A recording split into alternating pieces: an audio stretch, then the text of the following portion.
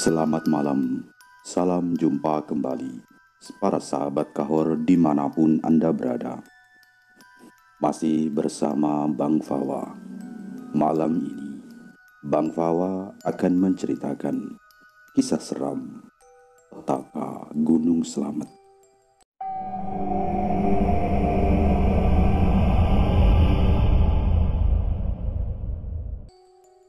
Kisah ini langsung diceritakan oleh seorang narasumber yang bernama Alex Puji Winarto. Dan kisah ini membawa lagi kita ke masa lalu pada tahun 1985 saat pendakian gunung masih menjadi suatu hal yang belum dilakukan dan cenderung dianggap sebagai kegiatan ilegal. Pendakian ini dilakukan oleh 3 orang sahabat, yang ketiganya merupakan mahasiswa IKIP Semarang, atau yang kini telah berubah namanya menjadi UNES.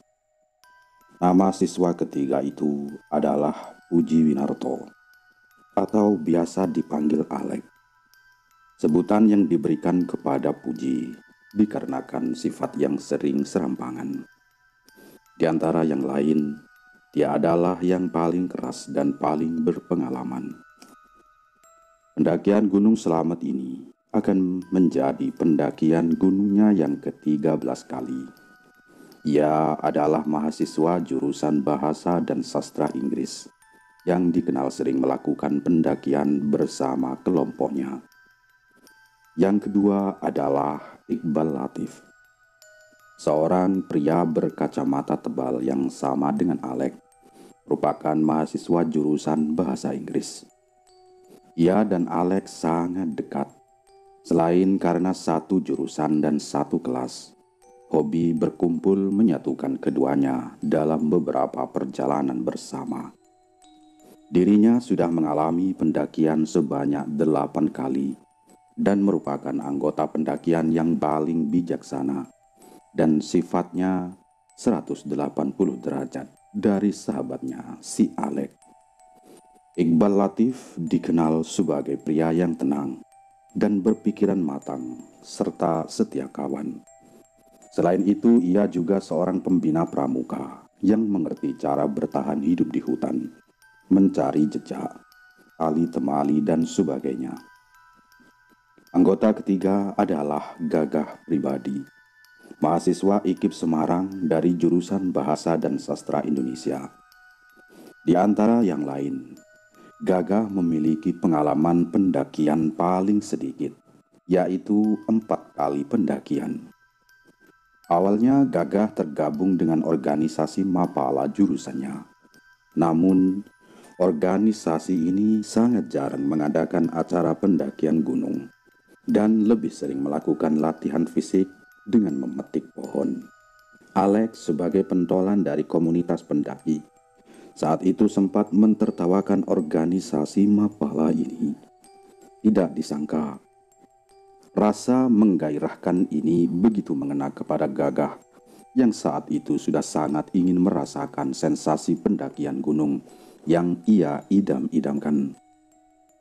Setelah menunggu 1 semester, Gagah kemudian memberanikan dirinya untuk bergabung dengan komunitas Alex dan keluar dari organisasi Mapala jurusannya. Walaupun sempat dicap sebagai anak mami, karena semua yang Gagah ingin selalu dibelikan keluarganya. Namun, tekad yang kuat dari Gagah dan kemauannya untuk berlatih fisik akhirnya mengantarkan si Gagah pada pendakian-pendakiannya bersama Alex. Cerita kali ini berasal dari penuturan langsung dari Puji Winarto atau Alex, pemimpin dari rombongan ini. Cerita dimulai saat ketiganya berencana mendaki Gunung Slamet untuk pertama kalinya melalui Bambangan. Ketiganya tiba di Serang Purbalingga, lalu melanjutkan berjalan kaki untuk mencapai desa Bambangan. Perjalanan melalui jalan tapak berlumpur yang masih sangat minim pemukiman penduduk dan akses jalan yang belum baik. Ketiganya baru tiba di desa Bambangan menjelang maghrib. Saat itu ketiganya mendaki Gunung Slamet dengan status pendaki pembohong. Pada era tersebut, untuk mendapatkan akses dan izin mendaki gunung memang sangat sulit. Tidak seperti sekarang, di mana pendakian gunung sudah menjadi hobi banyak orang dan penjelajahannya sudah dipermudah. Alek dan kedua sahabatnya hanya meminta izin kepada penduduk sekitar saja dan tidak melapor ke petugas perhutani di Serang. Singkat cerita, ketika memasuki desa Bambangan, ketiganya bertemu dengan rombongan pendaki lain yang berasal dari klub UPL, Unit Pandu Lingkungan, Universitas Jenderal Sudirman, dan sempat bertegur sapa.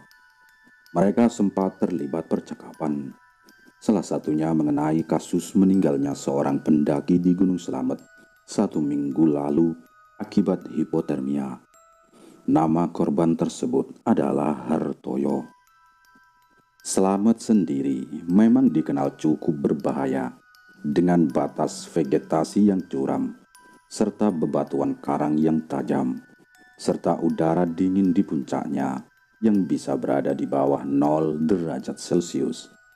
Jadikan Slamet salah satu gunung yang beresiko tinggi untuk dilakukan pendakian.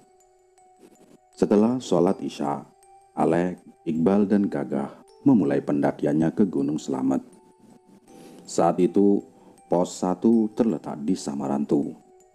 Saat ini Samarantu adalah pos 4. Nah, jarak Samarantu yang cukup jauh, ditambah lagi hujan gerimis mengguyur jalur pendakian kala itu, membuat pendakian ketiganya terasa sangat terjal dan berat.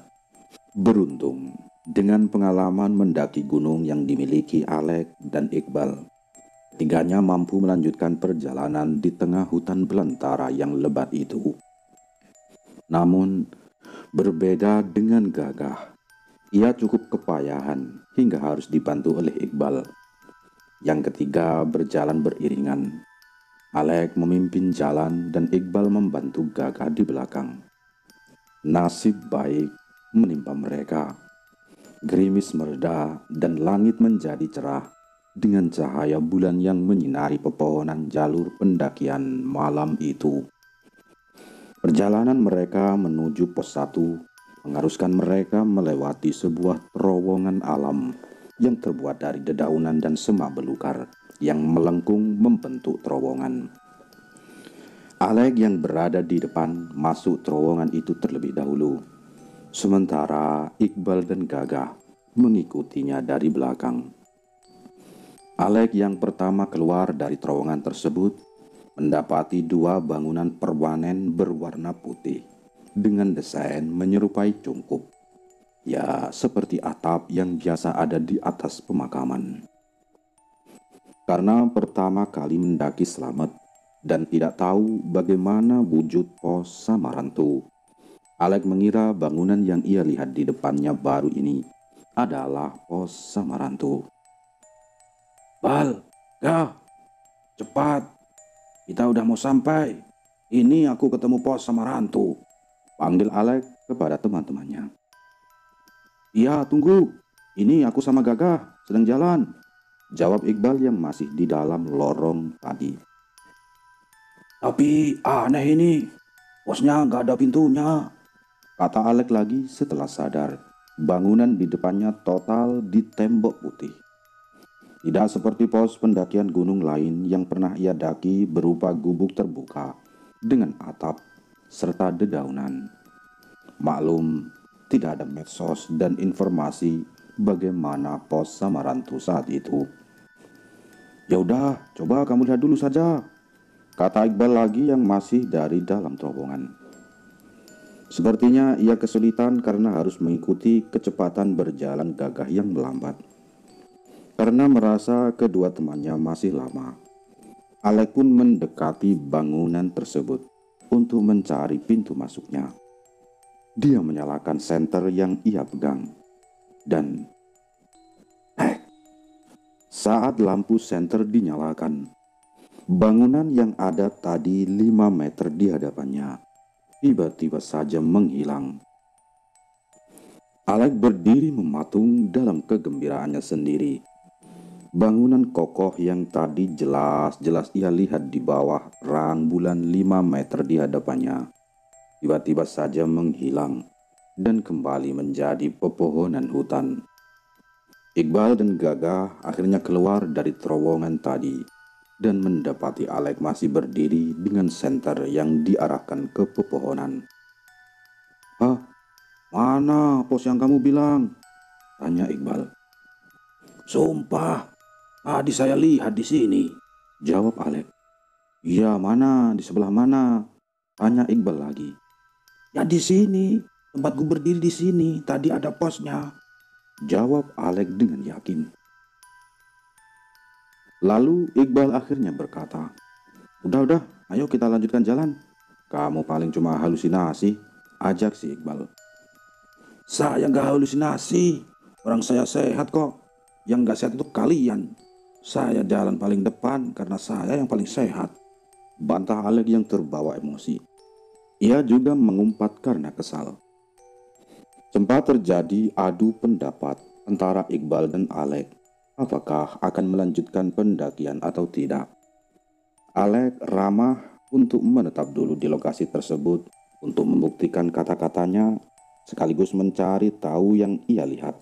Apakah karena halusinasi akibat ia kelelahan atau ada alasan lain?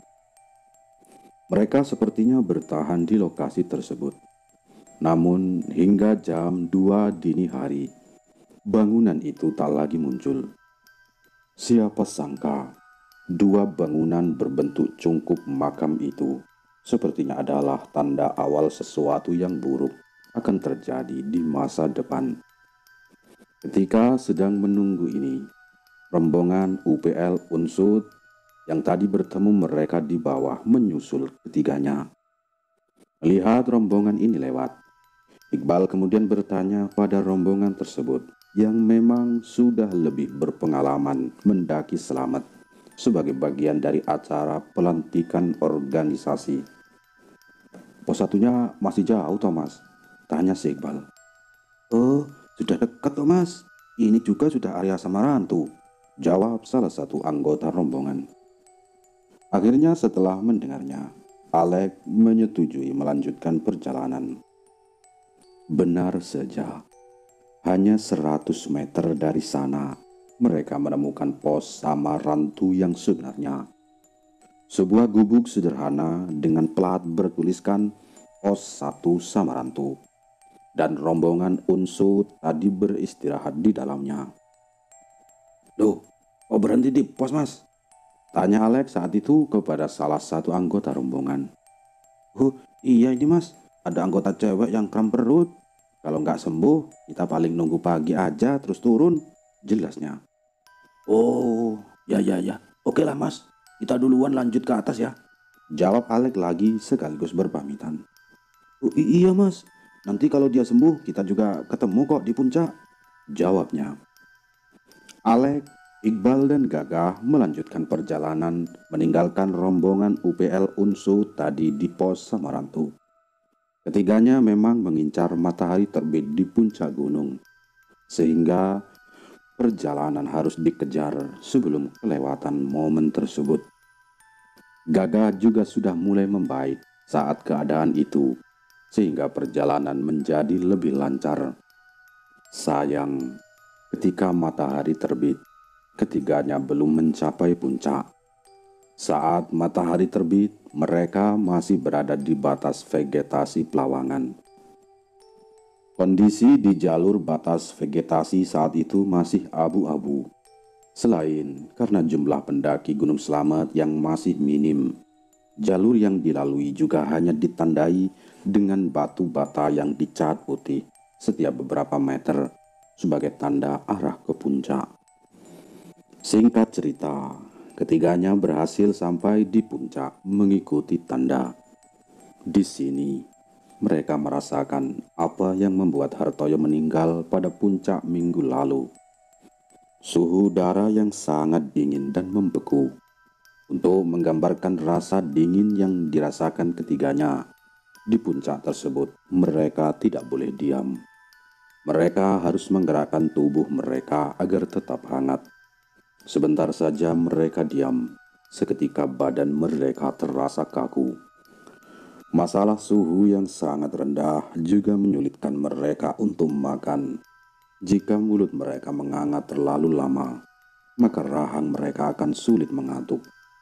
Dan sebaliknya, saat mereka menutup mulut, bibir dan mulut mereka akan membeku dan sulit untuk membuka. Mereka harus memakan kentang rebus yang mereka bawa sebagai bekal di puncak selamat dengan bantuan tangan. Mereka menari dan mendorong rahang mereka sendiri agar bisa mengunyah kentang-kentang itu. Setelah makan dan mengambil beberapa foto dokumentasi, ketiganya sepakat untuk segera turun, mengingat kondisi yang berbahaya tersebut.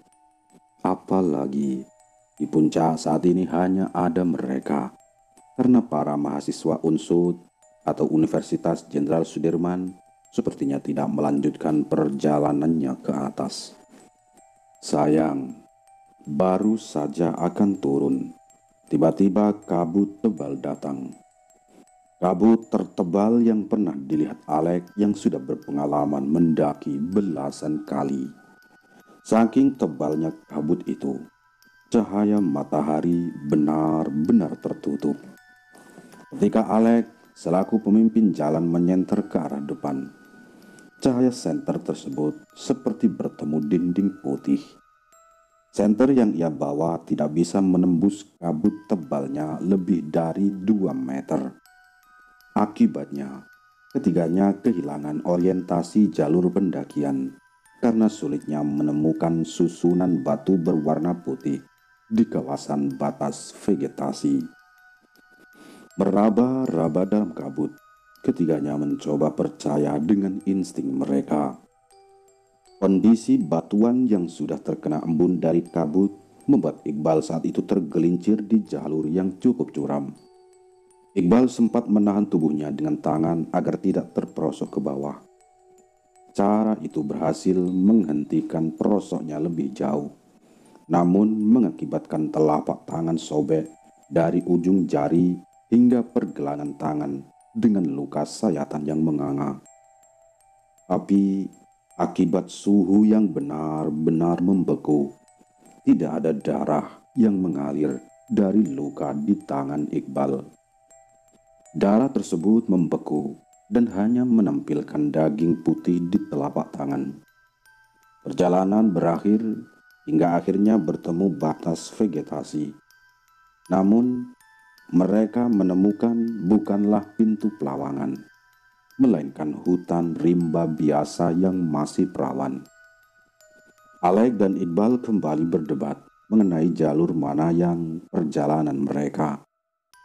Alex berpendapat bahwa mereka berjalan terlalu ke kanan, sementara Iqbal berpendapat mereka terlalu ke arah ke kiri, sehingga tidak menemukan pintu pelawangan.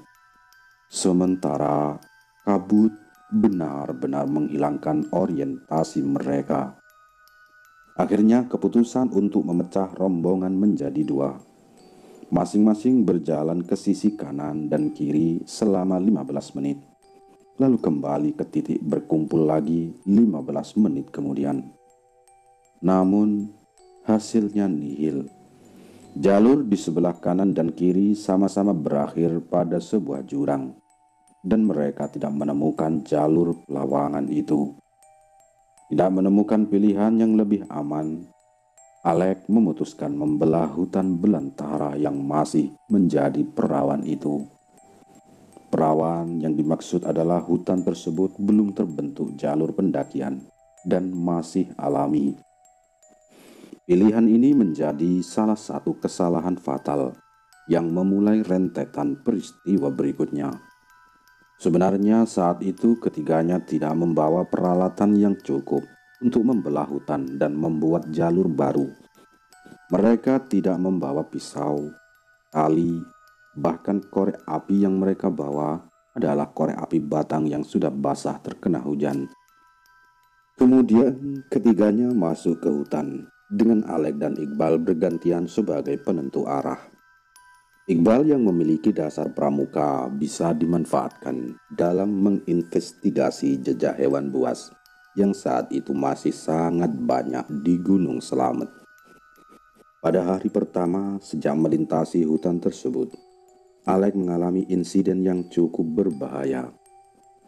Ia terperosok pada sebuah lubang terjal dan untuk beberapa saat tidak sadarkan diri. Iqbal yang melihat hal tersebut juga berteriak dan memanggil nama Alek berkali-kali, lalu refleks ikut melompat menyelamatkan sahabatnya tersebut. Ketika melompat ini, tanpa sengaja, kacamata yang dipakai Iqbal membentur kepala belakang Alek hingga pecah ke arah dalam, hingga pecahannya menusuk mata kanan Iqbal. Ketika sadar dan melihat mata Iqbal sudah berdarah-darah akibat pecahan kacamatanya sendiri, Alek cukup menyesal, sekaligus terharu atas apa yang dilakukan sahabatnya itu untuknya. Ia kemudian mencabut satu demi satu pecahan kaca di kelopak mata sahabatnya itu. Iqbal memiliki gangguan penglihatan yang cukup parah, sehingga mengharuskan menggunakan kacamata tebal. Kini, tanpa kacamata, jelas semakin meningkatkan penglihatannya dan orientasinya dalam berjalan. Gagak yang masih berada di atas lubang juga mencari akar jalar dan dibentuk menjadi tali untuk menarik kedua sahabatnya itu dari dalam kubang. Dari dalam lubang. Setelah percobaan berkali-kali, akhirnya keduanya dapat keluar dengan selamat dan melanjutkan perjalanan. Di hari kedua sejak masuk ke hutan, ketiganya harus berjalan menembus rimbunnya pohon dan semak belukar. Korek api yang sebelumnya basah sudah kering dan dapat digunakan. Alek kemudian membakar rokok yang ia bawa dan dihisapnya sepanjang perjalanan. Setelah seharian berjalan dan masih belum menemukan titik terang, Alek menemukan suatu keganjilan.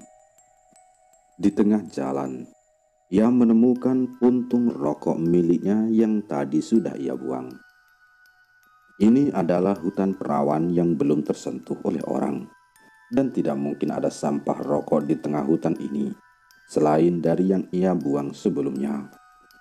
Yang ketika disadari, perjalanan yang mereka lakukan sejak pagi hingga petang hanya berputar-putar di satu area saja. Alek kemudian menghentikan perjalanan.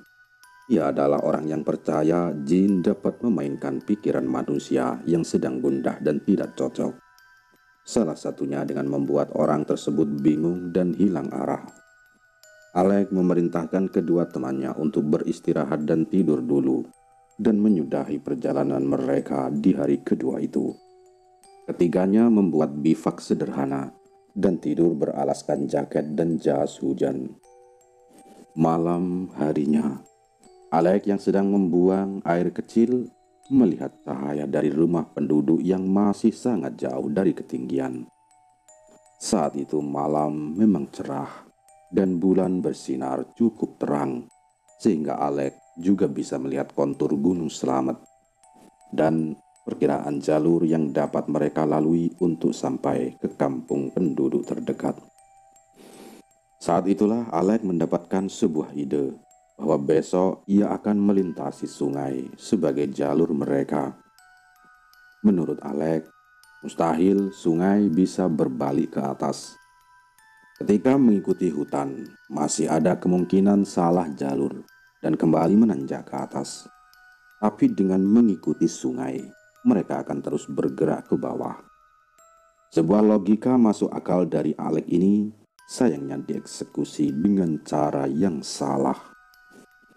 Paginya di hari ketiga sejak mereka masuk ke hutan, Alek menyampaikan pendapatnya kepada kedua sahabatnya itu. Daripada kita masuk hutan dan putar-putar lagi, hari ini kita susuri sungai. Sungai bakal membawa kita ke bawah, kata Alek yang kemudian disetujui oleh Gagah dan Iqbal. Sungai yang berada di Gunung Slamet hanya memiliki sedikit debit air saat tidak ada hujan. Ketiganya menghilang tepat di tengah sungai yang belakangan bernama Sungai Lemberang, hingga di suatu lokasi terhadap sebuah kolam dengan batu yang berwarna kehijauan tanda berlumut, dan di depannya ada sebuah jurang yang cukup tinggi. Alek yang menyadari pijakan di depan tidak aman, lalu meminta Iqbal dan Gagah berhenti terlebih dahulu. Iqbal yang penasaran dengan batu berlumut yang dikatakan Alek juga melangkah ke depan untuk berdiri di samping Alek. Namun, karena penglihatannya yang juga sudah sulit, ia tidak sadar batu yang ia pijak ternyata juga licin dan membuatnya gagal. Iqbal lalu terguling ke arah jurang. Alek dan Gagah berteriak-teriak memanggil namanya. Namun Iqbal sepertinya sudah tidak sadar akibat benturan saat ia jatuh pertama tadi.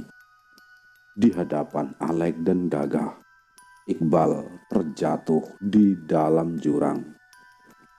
Lokasi jatuhnya Iqbal berada sekitar 100 meter di atas Curug Minger dengan ketinggian jurang 10 meter. Alek dan Gagah lalu mencari jalan turun dengan perasaan campur aduk akan keselamatan sahabat mereka. Mereka mendapati tubuh Iqbal terbaring di dasar jurang. Beruntung, saat didekati, Iqbal masih hidup, namun masih pingsan. Setelah beberapa waktu berlalu dan dengan usaha Alek dan Gagah, Iqbal akhirnya sadarkan diri. Ketika melihat Iqbal sadar, Alek lantas bertanya, "Apa yang sakit di badanmu, Bal?" Iqbal lalu mencoba menggerakkan tangannya, tubuh bagian atasnya, dan mencoba menggerakkan kakinya. Ketiganya sakit, kaku, dan sangat sulit digerakkan. Kata si Iqbal, yang paling sakit yang ia rasakan adalah di bagian punggung. Sedikit saja gerakan di tubuhnya akan membuat punggungnya sakit. Dan di sana Iqbal sadar dia sudah tidak bisa lagi berdiri dan hanya bisa terbaring. Alex sadar temannya ini tidak mungkin lagi melanjutkan perjalanan dan membutuhkan bantuan sesegera mungkin. Alex kemudian mengajak Gagah berdiskusi. "Gah, harus ada satu yang tinggal menunggui teman kita, dan ada satu lagi yang terus merintis jalan dan lapor kepada kepala desa kalau terjadi kecelakaan," ucap si Alex. Keduanya berdebat siapa yang akan turun dan siapa yang akan menemani Iqbal. Gagah tidak yakin dirinya mampu membelah hutan belantara seorang diri, mengingat pengalaman pendakiannya yang masih minim dan tidak memahami ilmu survivor. Namun, di sisi lain, ia juga tidak sanggup jika harus tinggal berdua dengan Iqbal. Gagah khawatir akan binatang buas yang bisa kapan saja datang. Terutama selama perjalanan, ada anjing hutan yang terus mengikuti mereka sejak hari kedua perjalanan. Gagah yang tertekan dan pasrah melihat kondisi mereka sekarang, lalu bertanya pada Alek. "Lek, kenapa kita tidak mati bersama saja sih? Kita temani Iqbal sampai kita bertiga mati di sini." Alek juga menolak ajakan menyerah Gagah ini. Baginya, jika masih ada peluang untuk hidup ketiganya, maka harus diusahakan bagaimanapun caranya. Setelah berdiskusi cukup panjang, Gagah akhirnya memilih bahwa dirinya lah yang akan turun membuka jalan dan menemukan pemukiman warga. Sementara Alek menemani Iqbal hingga bantuan datang.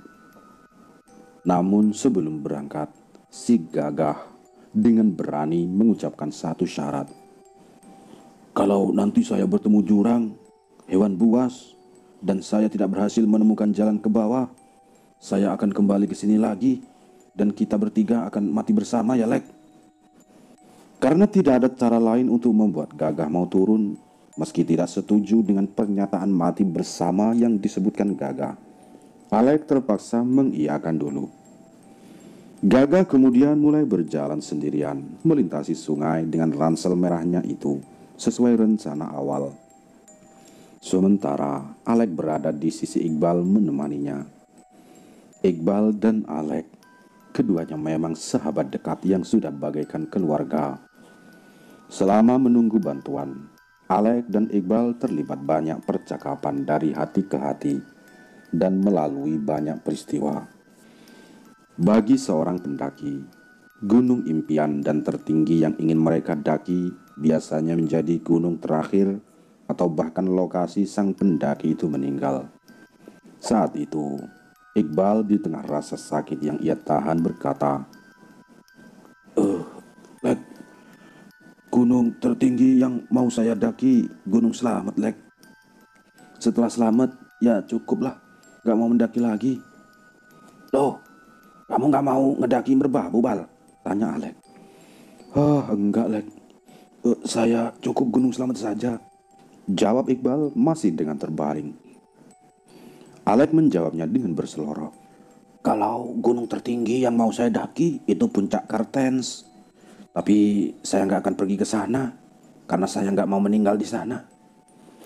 Selain itu, Iqbal juga berpesan, kalau nanti ternyata ia meninggal dunia, ia mau sepatunya dikubur di Gunung Sumbing, gunung terfavorit bagi Iqbal yang pernah ia daki. Ketika sedang menjaga Iqbal dengan kondisi yang sudah sama tak berdaya, tiba-tiba saja dari arah hutan datang seekor harimau ke arah keduanya. Iqbal yang saat itu masih menahan sakit luar biasa di punggungnya meminta untuk diberdirikan meski dipapah oleh Alek agar harimau itu tidak menerkam keduanya. Usaha keduanya berhasil dan harimau yang entah itu asli atau jadi-jadian pergi kembali ke rimbunan hutan. Menjelang hari keempat sejak Gagah pergi, kondisi Iqbal terus melemah. Saat itu, sepertinya ia tahu waktunya tidak lama lagi. Ia kemudian berpesan kepada Alek yang ada di sisinya. Lek, kalau kamu nanti pulang, kamu harus siap. Batin kamu harus siap. Kalau ketemu dengan mayat yang lain di bawah, yaitu Gagah. Itulah pesan Iqbal kepada si Alek. Dan tepat pada hari keempat, Iqbal akhirnya meninggal dunia di sisi Alek, sahabatnya. Ada rasa kecewa dan kehilangan yang dirasakan Alek. Besar harapannya agar ada bantuan yang datang dibawa oleh Gagah dan akan menyelamatkan sahabatnya si Iqbal. Namun, hingga Iqbal meninggal, bantuan maupun Gagah tidak juga datang. Jika saat itu Gagah adalah yang menemani Iqbal, mungkin Gagah akan memilih mati bersama. Namun, tidak bagi Alek. Ia bertekad akan pulang hidup hidup dari pendakiannya kali ini. Merasa tidak ada lagi alasan untuk bertahan karena Iqbal telah tiada, Alek memutuskan turun. Sebelumnya ia mengeluarkan isi tasnya dan membuat jejak menggunakan pakaiannya. Harapannya, jika nanti dilakukan pencarian melalui udara, maka koordinat keberadaannya dapat dengan mudah diketahui tim penyelamat. Alek turun hanya dengan membawa pakaian yang ia kenakan, sedangkan tas, kamera, dan peralatan lain ditinggalkan di lokasi jasad Iqbal berada. Alek meneruskan perjalanan seorang diri, mengikuti Gagah yang entah sudah ada di mana, dan entah masih hidup atau tidak. Perjalanan Alek terhenti saat menemukan jalur aliran sungai itu terputus pada 2 buah jurang air terjun, yang salah satunya adalah Curug Minger. Alek melihat ke sisi kanan dan kirinya. Tidak ada jalan lain untuk memutar. Satu-satunya cara adalah turun di tebing curam ini, namun sangat beresiko tinggi. Alek kemudian duduk di tepi jurang sambil memikirkan apa yang harus ia lakukan. Ingatan Alek terpotong saat itu, dan tiba-tiba saja ketika sadar, ia sudah ada di bawah kedua jurang itu. Alek menatap ke atas dan terheran-heran. sejak kapan dia sudah ada di bawah dan bagaimana caranya. Namun fokusnya sekarang adalah mencari Gagah dan menemukan jalur pemukiman penduduk secepatnya. Alek kembali menyusuri aliran sungai, sebagaimana rencana awal yang ia sampaikan pada Gagah. Setidaknya akan ada kemungkinan mereka bertemu di jalur tersebut. Selama perjalanan ini, Alek mempergunakan dengan baik ilmu survival yang ia miliki. Ia makan buah-buahan dan dedaunan hutan untuk bertahan hidup. Alek sebenarnya juga menerima Gagah. Sejak bahan makanan habis, Gagah menolak makanan darurat berupa buah dan dedaunan yang ditemukan Alek di hutan. Alek khawatir Gagah yang kekurangan makanan dan energi, ditambah lagi tubuhnya tidak bisa menerima makanan asing, akan membuatnya tidak dapat bertahan lama. Saat masih mengalirkan sungai ini, tiba-tiba Alek mendengar suara teriakan seseorang. Tolong, saya Gagah pribadi, mahasiswa IKIP Semarang. Saya mendaki 3 orang, yang satu jauh. Tolong. Alek sangat mengenali suara itu. Suara Gagah pribadi. Alek menjawab teriakan itu. Gagah, terus berteriak, biar saya bisa ke tempatmu. Siapa itu? Itu kamu, Lek? Jawab Gagah. Iya, ini aku. Kamu berteriak terus, kah? Aku sampai padamu ke sana, kata si Alek. Lek, kenapa kamu turun? Iqbal bagaimana? Kamu meninggalkan Iqbal di atas sendirian? Tanya si Gagah. Udah, nanti dulu. Sekarang kamu ngomong terus saja, biar aku ke sana. Gagah terus berteriak di tengah guyuran hujan yang turun di Gunung Slamet saat itu. Hingga akhirnya Alek berhasil menemukan posisi Gagah. Saat saling bertemu, posisi mereka berada di ketinggian yang berbeda. Gagah berada di atas jurang, sedangkan Alek berada di bawahnya. Karena memang tujuannya sejak awal adalah turun dari gunung dan kondisi jurang yang licin akibat hujan. Alek meminta Gagah untuk meluncur turun dari atas dengan berpegangan pada pepohonan yang merambat di sisi jurang. Ayo turun dah, kita lanjutkan ke bawah cari jalan. Hari keburu malam, perintah Alek kepada Gagah dari bawah. Gagah saat itu sudah terlihat berdiri di tepian jurang dan melihat juga ke arah Alek. Namun, bukan melakukan apa yang diperintahkan Alek. Gagah kembali menanyakan pertanyaan yang sejak awal tadi ia tanya. Alek, kenapa kamu ada di bawah? Iqbal mana? Kamu tinggalkan dia di atas sendirian. Alek masih enggan menjawab dan terus meminta Gagah untuk turun terlebih dahulu. Namun, Gagah terus bertanya hal yang sama berulang-ulang. Hingga akhirnya Alek pun jujur. Iqbal sudah mati kah? Kata si Alek. Gagah seketika terduduk lemas di atas jurang. Pandangannya kosong menatap Alek di bawah. Harapannya seketika putus dan semangatnya untuk hidup sepertinya telah redup. Udahlah Lek, gak ada maksud kita turun. Iqbal sudah gak ada. Lebih baik kita mati di sini saja, ujar si Gagah. Tentu saja Alek menolaknya dan tetap puas dengan turun dan pulang dengan selamat. Namun, Gagah memang sudah mencapai batas dirinya saat itu. Singkat cerita, malam pun tiba. Gagah menolak untuk turun dan memilih bertahan di atas. Sepanjang malam hingga pukul 3 dini hari, dengan si Gagah ini terus meraung dan berteriak-teriak. Depresi, putus asa, takut, lapar, dan kehilangan seorang sahabat membuat pikiran tak lagi jernih. Gagah terus berteriak-teriak hingga suara serak. Teriakan Gagah mulai membuat Alek yang ada di bawah emosi. Dengan lantang, Alek mengancam Gagah dengan tujuan agar Gagah diam dan dapat menyimpan energinya untuk melanjutkan perjalanan esok hari. Karena mereka berdua sudah benar-benar dalam kondisi lapar dan lapar. Apalagi Gagah yang entah sudah sejak kapan terakhir kali ia makan. "Gah, kamu pilih diam atau aku tinggal kamu di atas sendirian?" kata si Alek. Setelah diteriaki seperti itu, Gagah akhirnya diam. Alek membayangkan Gagah akhirnya tertidur karena kelelahan. Dan memang Gagah membutuhkan tidur yang cukup agar dapat melanjutkan perjalanan.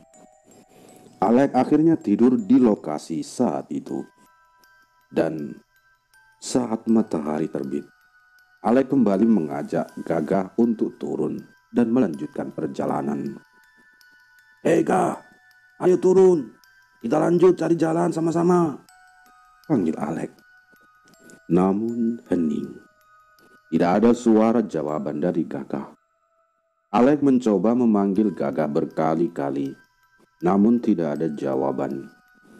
Akhirnya dengan sisa tenaga yang ia miliki, Alek memulai memanjat tebing untuk naik ke tempat Gagah berada.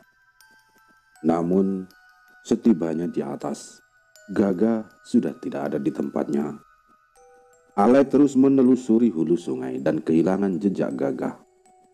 Alek menduga Gagah diam-diam turun saat ia tidur dan melanjutkan perjalanan sendirian ke bawah karena emosinya tidak terkendali. Selain itu, Alek melihat pohon dan jurang di arah hulu sungai tidak ada tanda-tanda bekas yang dilalui orang.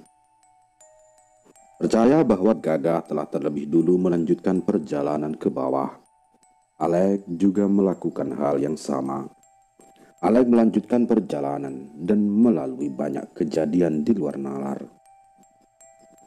Singkat cerita, Alek melanjutkan perjalanan hingga bertemu desa Limpak Tepus. Orang pertama yang Alek temui adalah seorang ibu yang sedang berkebun. Alek segera menanyakan posisi rumah kepala dusun di sana, guna meminta bantuan terhadap jasad Iqbal dan mencari keberadaan Gagah. Sebelum mencari kepala dusun, yang harus dicari Alek pertama kali adalah makanan. Ia menanyakan posisi warung kepada ibu tadi. Setelah ditunjukkan, ia pun singkat cerita makan mie dengan tempe serta sayuran demi menambah sedikit tenaganya. Setelah makan, masih dengan berjalan kaki dan penampilan yang sudah tidak karuan, Alek pergi menuju rumah kepala desa dan melaporkan apa yang terjadi. Alek melaporkan keberadaan jenazah sahabatnya di bawah jurang dan kemungkinan Gagah yang masih mencari jalan keluar dari gunung.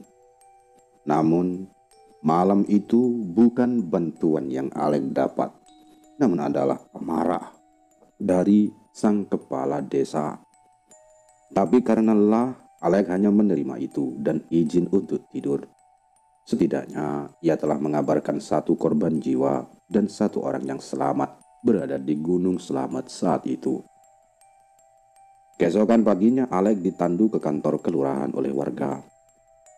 Ternyata, kepala dusun yang memarahinya tidak mengetahui bahwa sedang ada pencarian 3 orang pendaki yang telah hilang selama 14 hari, yang salah satu diantaranya adalah Alek. Alek kemudian mendapat pemeriksaan kesehatan di sebuah rumah sakit di Purbalingga. Feses Alek sempat meneliti untuk memeriksa apakah Alek bertahan hidup dengan cara memakan kedua temannya atau tidak. Karena sangat sulit seseorang bisa bertahan 14 hari tanpa makanan yang memadai. Setelah terkonfirmasi bersih dan tidak ada indikasi perbuatan kanibalisme, Alek selaku survivor membantu pencarian Gagah dan mengeluarkan jasad Iqbal Latif sambil mendapat perawatan di rumah sakit. Alek mencoba menceritakan pengalaman yang ia lalui bersama kedua sahabatnya itu, mulai dari mereka sampai ke puncak dan segala pengalaman lainnya yang ia alami. Sayang, banyak yang hadir saat itu tidak percaya sepenuhnya dengan cerita Alek yang bagi mereka mustahil terjadi. Berkat arah dari Alek, Tim SAR berhasil mencapai lokasi di mana jasad Iqbal terakhir berada.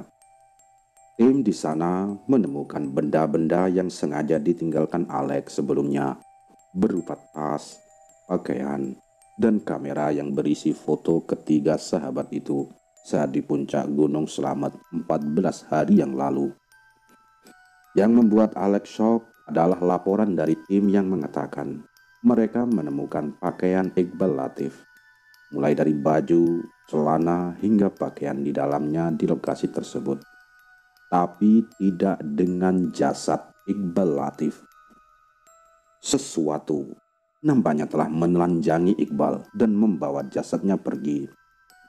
Selain itu, masih di lokasi yang sama, Alex menerima laporan bahwa tim polisi dan tim penyelamat menemukan sebuah ransel merah yang tidak lain adalah ransel yang dibawa Gagah saat menerobos hutan sendirian.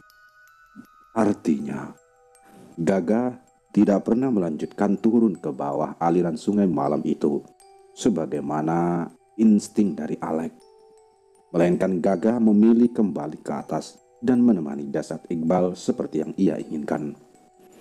Ditemukannya pakaian dalam Iqbal Latif dan hilangnya jasad beliau membuat dokter berkesimpulan tentang kronologi logistik apa yang terjadi pada Iqbal.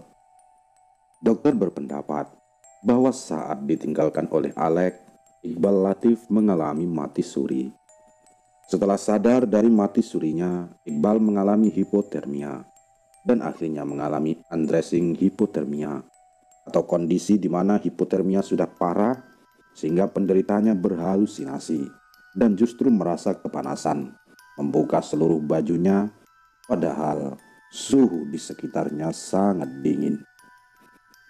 Lalu masih menurut dugaan dokter dan tim, setelah bertelanjang bulat karena hipotermia, kemungkinan besar Iqbal diterkam binatang buas sehingga tidak ditemukan lagi jasadnya.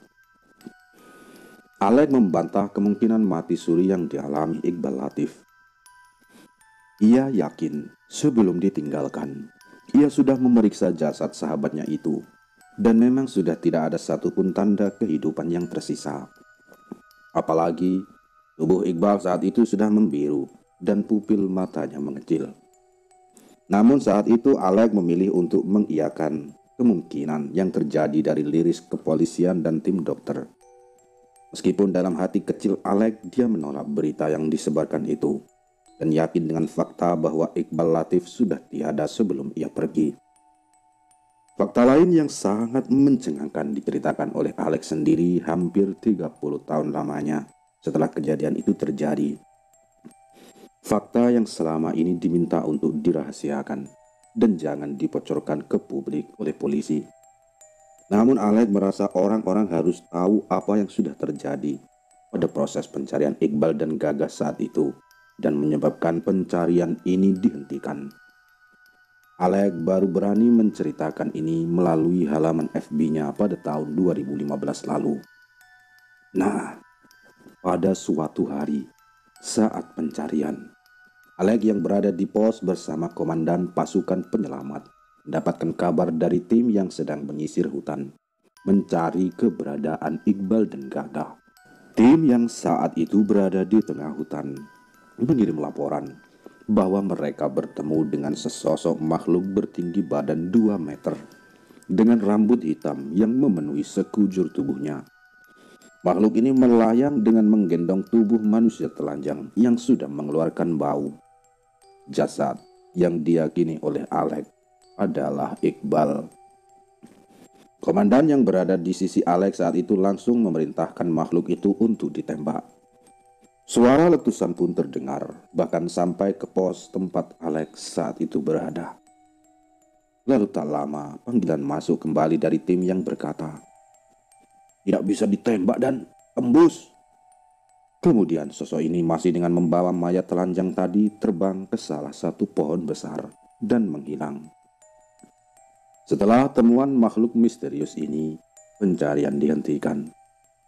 Saat itu, seorang utusan dari petugas menemui Alex dan bertanya, merahasiakan apa yang ia dengar tentang temuan makhluk itu. Saat itu seorang utusan dari petugas menemui Alek dan berkata untuk merahasiakan apa yang ia dengar tentang temuan makhluk itu. Kepolisian saat itu khawatir jika cerita ini tersebar akan menimbulkan ketakutan dan kehebohan masyarakat saat itu. Sejak saat itu, sosok Iqbal dan Gagah menjadi banyak pembicaraan oleh para pendaki Gunung Selamet. Alex seringkali mendapatkan laporan dari para pendaki lain yang mengatakan bahwa mereka bertemu pendaki misterius dengan ciri-ciri yang sama dengan Iqbal dan Gagah. Sosok mirip Iqbal itu muncul dengan ciri-ciri khas kacamata tebalnya yang pecah sebelah dan menunjukkan arah bagi para pendaki yang tersesat. Bahkan sosok ini muncul secara tiba-tiba dari kabut dan biasanya mengatakan, "Kamu terlalu ke kanan, lewat sini, saya juga lewat sini dulu." Lalu setelah menunjukkan jalan, sosok ini menghilang. Sedangkan sosok Gagah yang kerap dilihat pendaki memiliki ciri khas ransel merah, sebagaimana yang terakhir ia gunakan. Dan saat mendengar kabar kemunculan Iqbal dan Gagah ini, jelas membuat Alek merasa sedih. Meski begitu, Alek yakin keduanya adalah jin yang menyerupai kedua sahabatnya itu. Ia yakin Iqbal yang asli telah meninggal dan dibawa oleh sosok besar itu. Alek juga sudah memenuhi permintaan Iqbal untuk menguburkan sepatu outdoor miliknya di Gunung Sumbing, gunung favorit Iqbal. Sementara Gagah hingga saat ini jejak dan jasadnya juga tidak pernah ditemukan. Keduanya bersemayam abadi di Gunung Selamet. Mengutip salah satu kata Alek mengenai semangatnya untuk bertahan hidup dan tidak putus asa saat mengetahui Iqbal meninggal, benar-benar membuat siapapun yang mendengarnya akan tahu bagaimana keduanya memiliki ikatan yang sangat kuat. Selamat jalan Iqbal Latif dan Gagah pribadi. Semoga amal ibadah keduanya diterima di sisinya dan ditempatkan di tempat terbaik. Wassalam.